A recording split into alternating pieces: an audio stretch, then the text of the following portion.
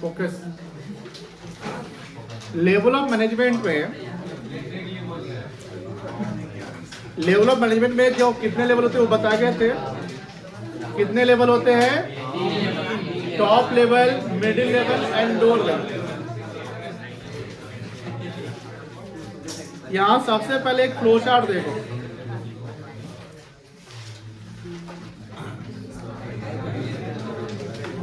ये flow chart दिख रहा है, इसको ध्यान रखना है। मैनेजमेंट का एक हायरार्की होता है।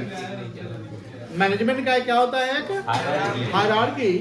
मतलब कि मैनेजमेंट में कोई भी वर्क जो फ्लो होता है, या ऑर्डर फ्लो होता है, या ऑथोरिटी फ्लो होता है, या रिस्पॉन्सिबिलिटी एक सिस्टमैटिक तरीके से होता है।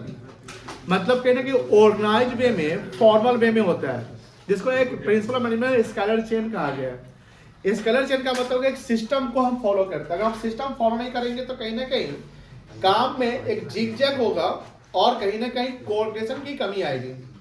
किसी भी मैनेजमेंट में अगर कोऑर्डिनेशन की कमी है तो मैनेजमेंट का गोल अचीव नहीं होगा। और किसी भी गोल को बनाने के लिए, गोल को अचीव करने के लिए हमको कहीं ना कहीं एक सिस्टम बनाने पड़ते हैं। और वो सिस्टम कंपनी का अंटिल द गोल अचीव वो सिस्टम बना रहना चाहिए। उसी में हमने आगे के टॉपिक में एक देखा कि level of management. Level in the sense कि सर यहाँ पर लेवल की बात करता है कि किस लेवल में क्या काम करने होते हैं। एक जो बीच वाले एक मिडिल लेवल दिख रहा है आपको, ये मिडिल लेवल कहीं ना कहीं क्या है, एक तरीके से ब्रिज काम करता है between top level and lower level.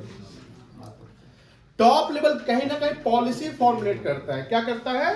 Policy formulate करता है। वो कंपनी होल का ऑब्जेक्टिव बनाता है। कंपनी एज होल का प्लानिंग करता है। क्या बिजनेस को एक्सपेंड करना है, कहां फंड कलेक्ट करने हैं, क्या बजट होने चाहिए, क्या डिसीजंस लेने हैं जो कंपनी को इंपैक्ट करेगा, ये सब टॉप लेवल की बातें होती हैं। लेकिन वो जो काम, प्रैक्टिकल जो काम होता है, यानी उसका जो ऑपरेशन होता है, बेसिकली वो ग्राउंड लेवल यानी लोअर लेवल से होता है। मान लो किसी कंपनी ने प्रोडक्ट पे लॉन्च, मतलब प्रोडक्ट पे काम किया कि प्रोडक्ट, हमको कोई नया प्रोडक्ट लॉन्च करना है।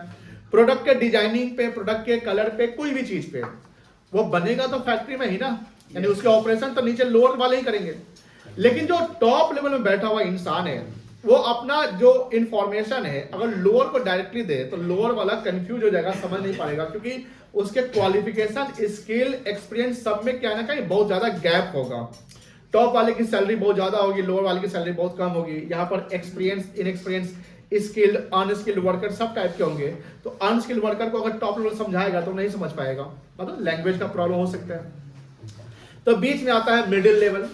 तो मिडिल लेवल कहीं ना कहीं एक क्या करता है कि टॉप वाले के जो ऑथोरिटी या ऑर्डर है वो अपने पास लेता है कि भैया हमको स्पेसिफिकली काम दे दो, जिसको हम डिपार्टमेंट में कैटेगराइज कर देते हैं। किसमें कैटेगराइज करते हैं? डिपार्टमेंट में, से production department, purchase department, marketing department, HR department, sales department, finance department, accounts department, etcetera. कोई दिक्कत नहीं है। अब डिपार्टमेंट जैसे कैटेगराइज करेंगे तो जो मिडिल वाला है वो लोअर वाले को आसानी से कम्युनिकेट कर सकता है। मेन इंपॉर्टेंट पॉइंट क्या है? कम्युनिकेशन। अगर कम्युनिकेशन प्रॉपर है तो काम होगा, कम्युनिकेशन प्रॉपर नहीं तो फिर काम नहीं होगा। तो मिडिल वाले का काम से कहीं ना कहीं कोऑर्डिनेट करना होता है between top level and lower level. Coordination मतलब होता है तालमेल, and coordination is the essence of management. यानी मैनेजमेंट का सबसे इंपॉर्टेंट काम क्या है? कोऑर्डिनेशन। आफ्टर 5 प्रोसेसेस एक अलग सिस्टम होता है, इसको कोऑर्डिनेशन कहते हैं। 5 प्रोसेस जानते होंगे: planning, organising, staffing, directing and controlling. तो फर्स्ट ऑफ ऑल हम लोग लेवल ऑफ मैनेजमेंट के फ्लो चार्ट को समझते हैं कि टॉप वाले के क्या फंक्शंस है, मिडिल वाले के क्या फंक्शंस है एंड लोअर वाले के क्या फंक्शन है। लोअर वाले का एक और नाम है सुपरवाइजरी, एक और नाम है ऑपरेशनल। क्या नाम है? ऑपरेशनल। कोई दिक्कत नहीं है। अब देखिए टॉप लेवल का काम डिटरमाइन करेगा ऑब्जेक्टिव। या ऑब्जेक्टिव एक डिपार्टमेंट का होगा कि पूरे कंपनी का होगा? कंपनी का top level CEO, MD, board of directors, यही सब आएंगे। अगर आईपीओ इशू करना है, फंड कलेक्ट करना है, कौन करेगा ये? CEO। मतलब किस लेवल में आएगा? टॉप लेवल में आएगा। फ्रेमिंग प्लान्स एंड पॉलिसी, पूरे कंपनी की पॉलिसी जो भी बननी है, कोई उसके प्लानिंग करने टॉप लेवल पे होगा। ऑर्गेनाइजिंग एक्टिविटी, ऑर्गेनाइजिंग मतलब कि जिस डिपार्टमेंट हमको अगर बनाना है कि हमको एक नया डिपार्टमेंट बनाना है, कोई नया डिवीजन बनाना है। डिवीजन का मतलब होता है कोई कंपनी 2 या 2 से अधिक प्रोडक्ट जब बनाती है तो अलग अलग डिवीजन कर लेते हैं कि इस डिवीजन में ये प्रोडक्ट बनेगा, उस डिवीजन में वो प्रोडक्ट बनेगा। लेबर इंटेंसिव टेक्निक से क्या काम करने हैं, कैपिटल इंटेंसिव टेक्निक से क्या काम करने हैं। Do you understand the labour intensive technique and capital intensive technique? Labour intensive जहां मैनुअली वर्कर का ज्यादा यूज होता है और कैपिटल इंटेंसिव में ज्यादा मशीन का यूज होता है। कोई दिक्कत, जैसे एआई का आप ज्यादा यूज करते हैं तो उसको कैपिटल इंटेंसिव टेक्निक कहेंगे। वो जनरली लार्ज कंपनी करती है क्योंकि वहां फंड की ज्यादा नीड होती है शुरुआत में, है ना। लेबर इंटेंसिव थोड़े थोड़े फंड लगा के आप लेबर इंटेंसिव टेक्निक से काम कर सकते हैं। तो यहाँ पर कहने का मतलब कि ये जो ऑर्गेनाइजिंग करने का काम होगा वो कौन करेगा? टॉप लेवल वाला। कैसे क्या करना है? सारे रिसोर्सेज को असेंबल करने का। असेंबलिंग मतलब क्या होता है? जोड़ना, इकट्ठा करना कि कैसे, यानी मिडिल वाले को कोई चीज प्रोवाइड करना है तो कौन प्रोवाइड करेगा? Top level. तो टॉप लेवल को रिसोर्स। सर रिसोर्स में क्या होगा? आपको याद होगा रिसोर्स में हमने बताया था एक फिजिकल रिसोर्स, एक ह्यूमन रिसोर्स और एक financial resource. Do you remember? No. Physical resource, human resource और फाइनेंशियल रिसोर्स लेक्चर 1 में बताए थे। ये रिसोर्स, फिजिकल रिसोर्स में होगा मशीन, रॉ मटेरियल, बिल्डिंग वगैरह, लैंड वगैरह, ठीक है ना। ह्यूमन रिसोर्स हुआ मैन पावर। ह्यूमन रिसोर्स क्या हुआ? Man power. और फाइनेंशियल रिसोर्स क्या हुआ? फंड हो गया। अब मान लो कि मेरे पास फिजिकल रिसोर्स है, ह्यूमन रिसोर्स है, लेकिन फंड नहीं है, क्या बिजनेस चलेगा? फंड चाहिए। लेकिन ध्यान रखो, अगर मान लो कि फाइनेंस फंड बहुत आपके पास है बट कैपेबल एम्प्लॉय नहीं है, यानी ह्यूमन रिसोर्स की कमी है, तो क्या बिजनेस का गोल अचीव होगा? नहीं होगा। मान लो ह्यूमन रिसोर्स भी है, फाइनेंशियल रिसोर्स भी है, लेकिन मशीन नहीं है, फिर काम हो पाएगा? नहीं हो पाएगा। यानी कहने का मतलब है कि जो हमारे 3 रिसोर्सेस है, ये तीनों रिसोर्स का प्रॉपर रहना, और जो ह्यूमन रिसोर्स है और फिजिकल रिसोर्स है इसको चलाने वाला कौन होगा? सॉरी, जो फिजिकल रिसोर्स है और फाइनेंशियल रिसोर्स है उसको चलाने वाला कौन होगा? हमारा ह्यूमन रिसोर्स। तो ह्यूमन रिसोर्स को भी सही तरीके से रिक्रूट करना भी जरूरी है। जैसे स्टार्टिंग के में पढ़े थे, recruitment of right person at the right place. अब मान लो कि बहुत महंगा मशीन है, उसमें अनस्किल्ड वर्कर से हम काम करवाना शुरू कर दिए, मशीनें खराब कर देगा। तो यहाँ पर ह्यूमन रिसोर्स का ही प्रॉपर यूज करना जरूरी है। तो ये रिसोर्स मतलब ये तीनों रिसोर्स को यूज करने के लिए बोला गया है। हमें यह भी देखना है कि welfare and survival of the organisation. जैसे आपने पढ़ा होगा मैनेजमेंट ऑब्जेक्टिव्स, तो यू रिमेंबर मैनेजमेंट ऑब्जेक्टिव कितने थे? 3 थे। क्या क्या था? एक ऑर्गेनाइजेशनल ऑब्जेक्टिव था, एक आपका सोशल ऑब्जेक्टिव था, एक पर्सनल ऑब्जेक्टिव था। ऑर्गेनाइजेशनल ऑब्जेक्टिव में भी 3 ऑब्जेक्टिव थे, सर्वाइवल, प्रॉफिट एंड ग्रोथ। कोई दिक्कत नहीं है। सोशल में कि सोसाइटी के लिए काम करना, प्राइस रीजनेबल, प्रोडक्ट क्वालिटी अच्छा, एम्प्लॉयमेंट क्रिएशन, यही सब ट्रू एंड फेयर करना, मतलब कि फेयर ट्रेड प्रैक्टिसेस। पर्सनल में था कि सैलरी टाइमली देना, सेफ्टी सिक्योरिटी देना। तो यहाँ पर क्या करता है कि welfare and survival of the organisation, यानी ऐसा काम करता है जिससे ऑर्गेनाइजेशन सर्वाइव करे, लॉन्ग रन में सर्वाइव करे। आज देखिए मार्केट में बहुत सारी कंपनी जो है शॉर्ट रन में बंद हो जाती है। तो क्यों बंद होती होगी? क्योंकि उनका प्रॉपर जो मैनेजमेंट है वो नहीं हो पाता है। सर सब डिपेंड करता है मैनेजमेंट पे कि अगर आपको मैनेजमेंट को गोल को अचीव करना है, लॉन्ग रन में चलना है, तो सब कुछ सिस्टमैटिक काम करना पड़ेगा। नेक्स्ट है relation with the outside world. Outside world के साथ आपका जो ट्रेड होना चाहिए या गवर्नमेंट के साथ जो पॉलिसी है वो कहीं ना कहीं एक तरीके से हार्मोनी तरीके से, यानी मेल मिलाप से होना चाहिए। जैसे मान लो कि गवर्नमेंट के जैसे कुछ रूल्स होते हैं, जैसे इनकम टैक्स देने का कहानी है, जीएसटी फाइल करने का, जीएसटी देने का, कोई चीज को डिसऑनेस्टी से नहीं काम करना, फ्रॉड नहीं करना। कहने की वर्ल्ड में जैसे मान लो कि कोई कंपटीटर है उसके साथ प्रॉपर कंपटीशन करना। कंपटीशन का मतलब फेयर कंपटीशन होना चाहिए। एक कंपटीशन कमीशन इंडिया भी मतलब एक्ट भी है जिसमें बोला कि कंपटीशन का मतलब नहीं कि जैसे भी है कम्पीट करो। आज डॉक्टर के बीच में अगर कंपटीशन है तो एक डॉक्टर दूसरे डॉक्टर की बुराई नहीं करता है। ये एक तरीके से एथिक्स कहता है। एथिक्स मतलब आपका कैरेक्टर। अगर कोई टीचर है तो एक टीचर दूसरे टीचर का बुराई नहीं करना चाहिए। क्यों नहीं करना चाहिए? भैया वो टीचर भी अपना चला रहे, वो टीचर भी, अब सब बुराई करने लगे तो होगा क्या? प्रॉब्लम ये होगा कि कहीं ना कहीं बच्चे कुछ इन्फ्लुएंस हो जाएंगे, लेकिन लॉन्ग रन में जो बुराई कर रहा है ना, ध्यान रखना, जो बुराई कर रहा है समझ लो उसका कहीं ना कहीं डाउनफॉल हो जाएगा। बिकॉज सब समझदार होता है, कुछ जानबूझ के कर रहा था, ऐसा बात समझ में नहीं है। तो कुछ चीजें ऐसे लॉन्ग रन में चलना है तो आपको एथिकल काम करना पड़ेगा। क्या काम करना पड़ेगा? एथिकल। एथिकल मतलब कि व्यवहारिक ऑनेस्टी से काम करना पड़ेगा, क्योंकि आपको सब समझ, क्योंकि आपको जो जान रहा है वो हमेशा जानते रहेगा ना। To integrate. इंटीग्रेट मतलब क्या होता है? इंटीग्रेट मतलब जोड़ना, है ना। To integrate the diverse elements and coordinate the activities. Diversification का मतलब बता सकते हैं? डाइवर्सिफिकेशन का मतलब होता है जो कंपनी डिफरेंट सेगमेंट में बिजनेस, यानी मल्टी सेगमेंट में बिजनेस करती है। जैसे टाटा डाइवर्सिफाई बिजनेस करती है, अडानी, रिलायंस, तो बहुत सारी कंपनी डाइवर्सिफाई बिजनेस करती है। डाइवर्सिफाई का मतलब होता है कि to manage the business in different segments. कोई दिक्कत नहीं है। उसके बाद जो डाइवर्सिफाई बिजनेस, उसको आप क्या करोगे? कोऑर्डिनेट करोगे।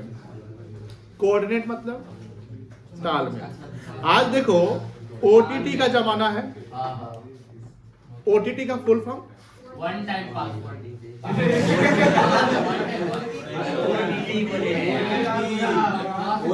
Only time pass. क्या फुल फॉर्म है? Over the top. Over the.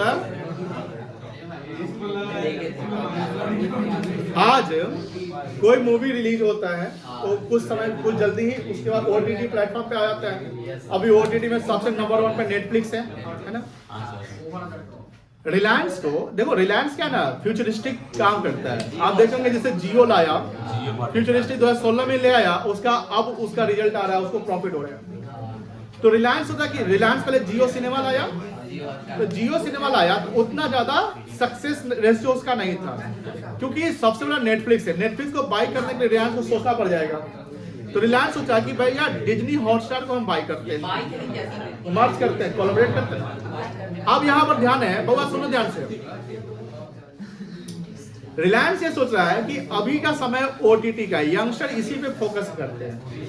कोई वेब सीरीज आना है, कोई चीज आना है, तो रिलायंस ने इसमें क्या कर दिया? डिज्नी हॉटस्टार में इन्वेस्टमेंट कर दिया, कोलैब कर दिया। बात क्या कर रहा है बेटा? अब जो कोलैब कर लिया, बताओ इससे फायदा होगा कि नहीं होगा? फायदा होगा। इसका मतलब यही हुआ डाइवर्सिफाई बिजनेस, उसको प्रॉपर कोऑर्डिनेट करना। प्रॉपर क्या करना?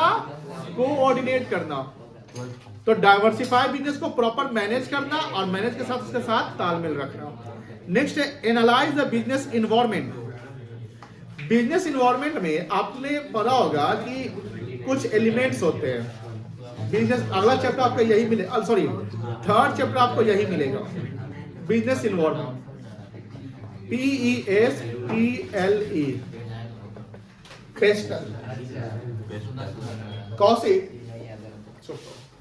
पेस्टल का नाम फुल फॉर्म बता सकते हैं? तो बच्चे हैंड रेज करिए। Pastel analysis. इन्वायरमेंट मतलब होता है हमारा सराउंडिंग्स। पहला पॉलिटिक्स, दूसरा एनवायरनमेंट, एक मिनट, हाँ बोलिए। तीसरा सोशल, फिर तो टेक्नोलॉजी, हेल्थ, लीगल, और ई का इकोनॉमिक। Very good. हमारे इन्वायरमेंट में जैसे एक इंसान को रहने के लिए 5 एलिमेंट चाहिए जिंदगी जीने के लिए। क्या क्या 5 एलिमेंट है बता सकते हैं इंसान को जिंदा रहने के लिए? आग, है ना? पंचतत्व होते हैं ना। इंसान पंचतत्व से आता है, पंचतत्व में विलीन हो जाता है।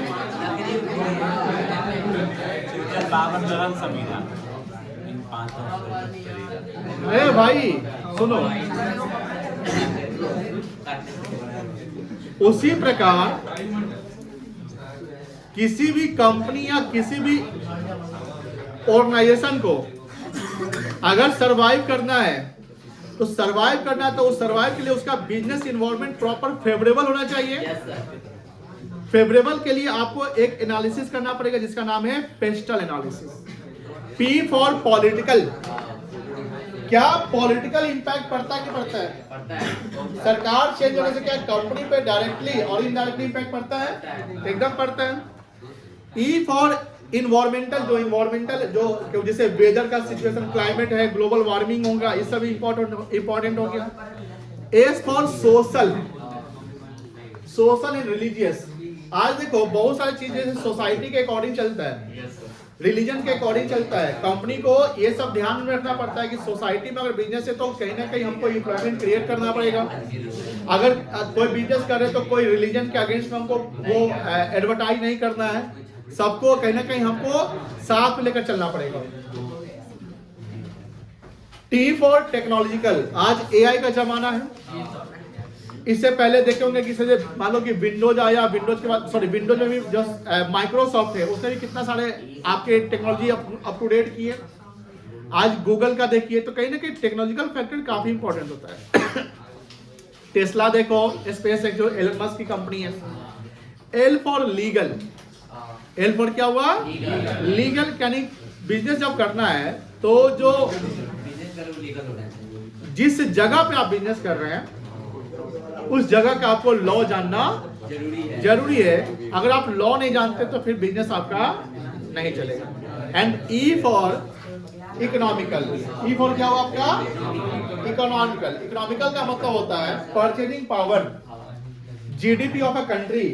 अब देखो जैसे इंडिया में बहुत बड़ी बड़ी कंपनी, जैसे आप देखेंगे एप्पल स्टोर 2-3 साल पहले अपना बिजनेस इंडिया में शुरू किया, क्योंकि एप्पल को यह फील होता था कि इंडिया डेवलपिंग नेशन है, पुअर नेशन है, यहाँ पर एप्पल के बायर बहुत कम मिलेंगे। China, Japan, Korea, south Korea, Germany में एप्पल स्टोर काफी पहले से रह रहा है, बट इंडिया में आने में उसको कितना समय लगा।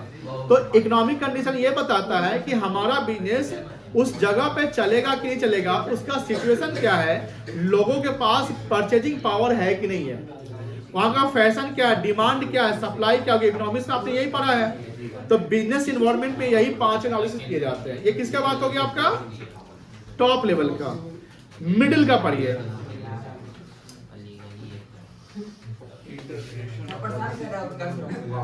क्या उसका परेशान कर रहे हो? नहीं, तुम परेशान कर रहा हो, झूठ नहीं बोलते हैं।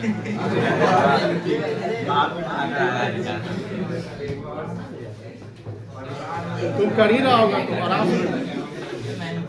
सुशांत बहुत बात नहीं, प्लीज डिस्टर्ब नहीं करिए किसी को। अब बात नहीं, middle level interpretation of policy to lower level. Interpretation का मतलब क्या होता है? डिकोड करके कोई चीज बताना। यस, मीनिंग यानी उसको अंडरस्टैंड कराना कि जो टॉप ने बताया उसको मिडिल तक, लोअर तक जाने में कैसे उसको इंटरप्रेट करना है, यानी समझाना। ठीक है ना? थर्ड है organising the activity of department. Company के एक्टिविटी को ऑर्गेनाइज करने के लिए कौन काम करेगा? कंपनी का अगर एक्टिविटी ऑर्गेनाइज करना है तो कौन लेवल काम करेगा? और डिपार्टमेंट का ऑर्गेनाइज करना है तो मिडिल लेवल। डिपार्टमेंट की बात हो गई। रिक्रूटमेंट और सिलेक्शन ऑफ एम्प्लॉय। जैसे मान लो एचआरडी होता है, एचआर डिपार्टमेंट होता है, उसका काम क्या है? रिक्रूटमेंट करना। तो एचआर किस में आएगा? मिडिल में आ जाएगा। Motivating the people to perform their best, यानी प्रोडक्शन डिपार्टमेंट का जो मैनेजर होगा वो अपने एम्प्लॉय को मोटिवेट करे, भैया प्रोडक्शन कैसे करना है, क्या करना है। तो वो कहीं ना कहीं क्या कर रहा है, वो अपने लेवल से मिडिल वाले को मोटिवेट कर रहा है। Controlling and instructing the employee. Control मतलब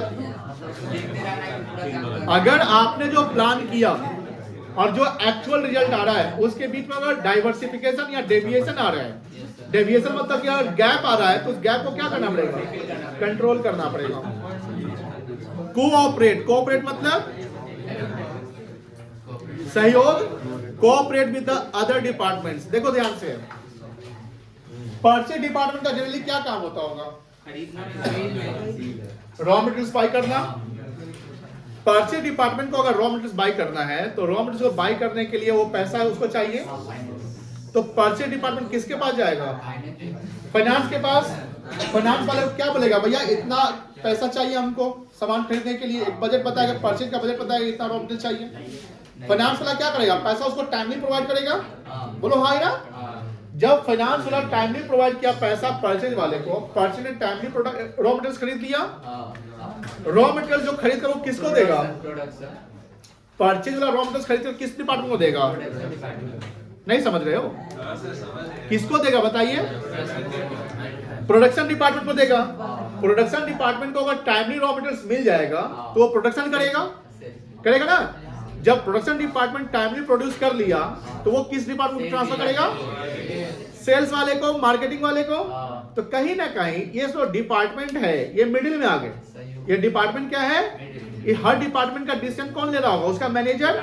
अब मैनेजर आ गया मिडिल वाले में, तो इस डिपार्टमेंट के बीच में प्रॉपर कोऑर्डिनेशन होना जरूरी है। अगर मान लो परचेज वाला को पैसा चाहिए और फाइनेंस वाला 1 सप्ताह, 10 दिन, 15 दिन डिले कर दिया पैसा देने में,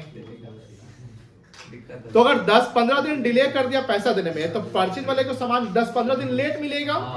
इससे क्या होगा ना, कहीं ना कहीं एक गैप क्रिएट हो जाएगा। परचेज वाला वेट कर लेगा, परचेज वाले के वेट के कारण प्रोडक्शन वाला भी वेट करेगा, प्रोडक्शन वाले के वेट के कारण सेल्स वाला भी वेट करेगा। तो कहीं ना कहीं प्रॉपर मार्केटिंग नहीं हो पाएगा। अब मान लो जैसे सीजनल कुछ चीज हमको सेल करना होता है, जैसे दिवाली का है, छठ का है, कोई फेस्टिव चीज है, उसमें मान लो टाइमली अगर गुड्स को सप्लाई नहीं किया, अगर टाइमली गुड्स सप्लाई नहीं हुआ तो क्या सामान बिकेगा? अगर आप 2 दिन 4 दिन लेट ही कर दिए तो फिर सामान आपका नहीं बिकेगा। दैट्स वाई यहाँ पर कहता है कि हर डिपार्टमेंट के बीच में क्या होना चाहिए? कोऑपरेशन एंड कोऑर्डिनेशन होना जरूरी है। अगर दोनों सबके बीच में गैप क्रिएट होगा तो गोल अचीव नहीं होगा। नेक्स्ट है इंप्लीमेंटिंग द प्लान्स। इंप्लीमेंट मतलब रूपक को खड़े हो जाओ, अब खड़े रहो। इंप्लीमेंट मतलब क्या होता है? कोई चीज को अप्लाई करना। Implementing the plans framed by the, देखो मिडिल वाला किसकी बात को सुन रहा होगा? टॉप ने जो बोला कि भैया ऐसे काम करना है, मिडिल वाला उसको इंटरप्रेट कर लिया कि हाँ हम लोग का ये काम मिल गया, ये टास्क मिल गया। अब उसको क्या करेगा? वो इम्प्लीमेंट करेगा। इम्प्लीमेंट करने के बाद वो किसको ट्रांसफर करेगा? पास ऑन करेगा, लोअर लेवल करेगा। लोअर वाले का खुद से पढ़िए।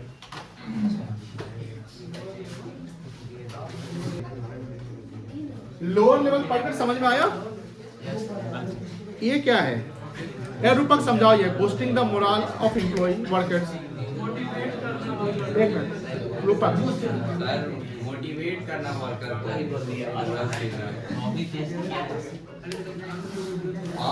मेंटेनिंग क्वालिटी स्टैंडर्ड्स, इसका मतलब उत्कर्ष आप बताइए।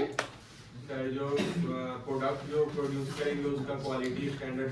क्वालिटी स्टैंडर्ड्स कहाँ मेंटेन होता होगा? किस लेवल में? मतलब फैक्ट्री डिपार्टमेंट, फैक्ट्री में होता होगा, क्योंकि वहां क्वालिटी प्रॉपर मेंटेन करना है, ठीक है ना। Welcoming the suggestion of workers, ये क्या है? ये तुम समझा welcoming the suggestion of workers. Suggestion देगा उसको सुनना। क्या वर्कर सुशांत तुम कौशिक तुम भी खड़ा हो, ना खड़े हो जाओ। सुशांत बताओ। नहीं तुम बताओ, तू खड़ा मत हो, बताओ। बैठ जाओ दोनों बैठ जाओ, पिछला को देख नहीं रहा होगा। बताओ सुशांत बताओ। देखिए एक चीज बताता हूँ बाबा, प्लीज सुन लो। मैनेजमेंट, कल बीएसटी का एग्जाम हुआ है, सीबीएसई वाले का 12th का। कल नहीं परसों हुआ है, और अच्छे बच्चे जो है ना 80 अटेम्प्ट नहीं कर पाए 3 घंटा में। 2 नंबर के सवाल में केस स्टडी थे। तो आप लोग सीरियस जो है हो जाओ, पहले हम बता रहे हैं आपको। One of the brilliant student भी जो है बोलता है सर 80 नंबर अटेम्प्ट नहीं हो पाया, वो किया है 78 नंबर, और जो एवरेज जो बच्चे हैं यानी थोड़ा पढ़ रहे हैं वो 70 करके आए हैं अटेम्प्ट। वो तो पूरा किया होगा लेकिन गलत किया होगा। मेरी बात समझ नहीं है? जो नहीं पढ़ा वो क्या किया? पूरा अटेम्प्ट कर दो, गलत और सही है कि नहीं? बीएसटी में सुनो, बीएसटी में सीधा सपाट क्वेश्चन नहीं आने वाला है, केस बेस आएगा। अब केस बेस आएगा और पढ़ाई के समय में आप ध्यान नहीं रखोगे, फोकस नहीं रखोगे तो पता ही नहीं कौन से चैप्टर का केस है। यहां देखो बउआ, welcoming the suggestion of workers. ये बताओ कहीं ना कहीं अच्छा काम है मैनेजमेंट का कि खराब काम है? अगर कोई वर्कर सजेस्ट कर रहा है तो उसकी बात तो सुनिए। इसको कहते हैं इनिशिएटिव। इसको क्या कहते हैं? सेकेंड चैप्टर जो पढ़ना है वो पढ़ना है प्रिंसिपल ऑफ मैनेजमेंट। अच्छा प्रिंसिपल ऑफ मैनेजमेंट में हेनरी फ्योल जो है वो 14 प्रिंसिपल दिए थे। उस 14 प्रिंसिपल में एक प्रिंसिपल है आपका इनिशिएटिव, मतलब कि जो लोअर लेवल में एम्प्लॉय है उसके बाद तो कोई आइडिया हो सकते हैं कंपनी के लिए, यस सर, प्रोडक्ट की क्वालिटी के लिए, प्रोडक्ट के पैकेजिंग के लिए, उसके स्टैंडर्ड के लिए, उसके ग्रेडिंग के लिए, उसके कलर के लिए, कुछ भी चीज के लिए। अब मान लो कि वर्कर आपको कुछ बोलना चाहता है, यानी जो आपका सबऑर्डिनेट है, ध्यान सुनो, एक होता है सबऑर्डिनेट जो जूनियर कहते हैं, और उसके ऊपर जो होता है उसको क्या बोलते हैं, सुपीरियर। सुपीरियर जो आपके ऊपर है उसको क्या बोलेंगे बेटा, सुपीरियर, और सबऑर्डिनेट जो आपके नीचे है। तो मान लो कि सबऑर्डिनेट आपको कोई एडवाइस देने आता है और आपके अंदर में एक ईगो प्रॉब्लम है। ईगो प्रॉब्लम कि हमको क्या समझा सकता है, ये प्रॉब्लम किसको होता है पता है, लीडर को नहीं होता, ये बॉस को प्रॉब्लम होता है। बॉस और लीडर में अंतर है, लीडर बात को सुनता है, समझता है, साथ में काम करता है। बॉस को काम को रिजल्ट चाहिए, तो हमको सजाओ, तो हमको रिजल्ट दो, बात समझ ना। तो ये प्रॉब्लम है।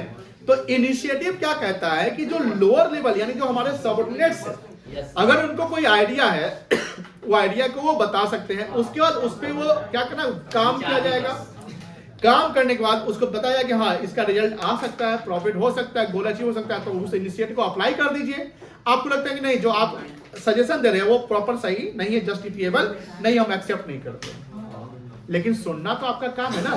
तो फर्स्ट टाइम आपको सुनना पड़ेगा, यही हो गया आपका।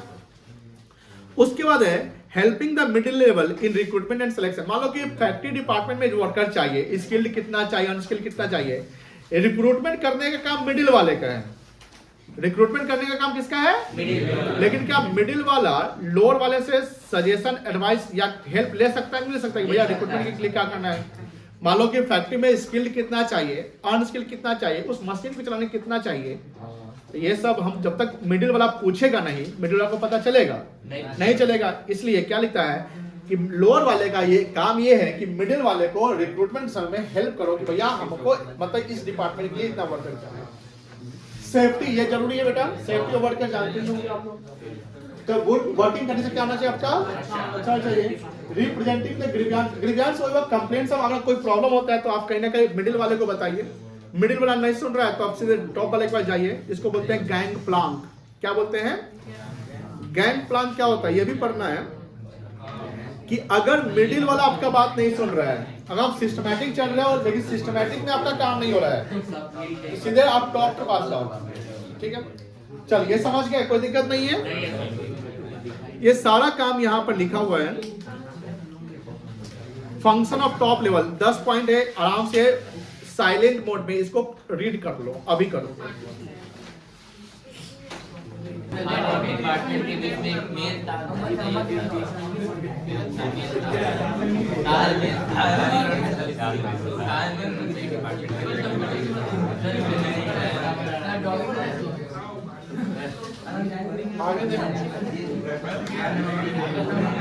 एस 6 नंबर क्या है, मेंटेनिंग द कोऑर्डिनेशन। कोऑर्डिनेशन मतलब तालमेल।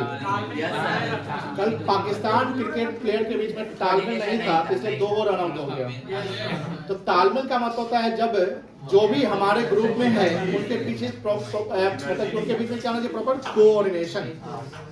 Ensures coordination among different department. हमने बोला ना कि परचेज का फाइनेंस के साथ, प्रोडक्शन के साथ, ए आयो सुनो तुम्हारा ही प्रॉब्लम है, ये सब के साथ प्रॉपर क्या होना चाहिए, कोऑर्डिनेशन होना चाहिए फॉर ओवरऑल एफिशिएंसी। अगर आप कोऑर्डिनेशन से काम करोगे तो एफिशिएंसी क्या होगा, इंक्रीज करेगा, इंप्रूव होगा। आयुष खड़े हो जाओ बेटा, खड़े हो जाइए, बताओ एफिशिएंसी का मतलब क्या है।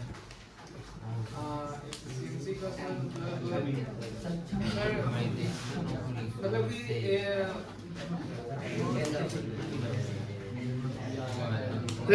कोई नहीं समझाएगा, केसर जो बोलेगा वो समझ लो गलत बोलेगा, वो फंसाएगा तुमको। सर कम टाइम में सर फंस गए। चलिए आप गलत बोल रहे हैं, इससे बोलते हैं पढ़ाई फोकस करिए। पीयूष बता बेटा, नहीं पता। ऋतिका आप बताइए, आर्या आप बताइए। वेरी गुड, ऑप्टिमम क्लास सीखो। मिनिमम कॉस्ट, क्या मिनिमम कॉस्ट, वो कैसे लगेगा कॉस्ट का जब रिसोर्स का ऑप्टिमम क्लास करेंगे। बैठो, ए उत्कर्ष खड़े हो जाओ। उत्कर्ष बता, इफेक्टिवनेस का मतलब बताओ। इसमें से रिसोर्स और टाइम का एबंडेंस पे यूज हो, but quality effective come production. ठीक है बैठ। चलो 7वां पॉइंट क्या है, रिप्रेजेंटिंग द, अरे ऑर्गेनाइज को रिप्रेजेंट करना समझते हो। जैसे मान लो प्रोडक्शन डिपार्टमेंट का हेड जो होगा वो अपने डिपार्टमेंट को रिप्रेजेंट करेगा ना। अब Rohit Sharma Indian cricket team को रिप्रेजेंट करेगा कि पाकिस्तान को रिप्रेजेंट करेगा? इंडियन क्रिकेट टीम को। बात सिंपल है। चलिए ये हो गया, सब लोग पढ़ लिए। मिडिल जानते हो, departmental heads, divisional head, regional heads, इसका फंक्शन पढ़ो। 7:30 से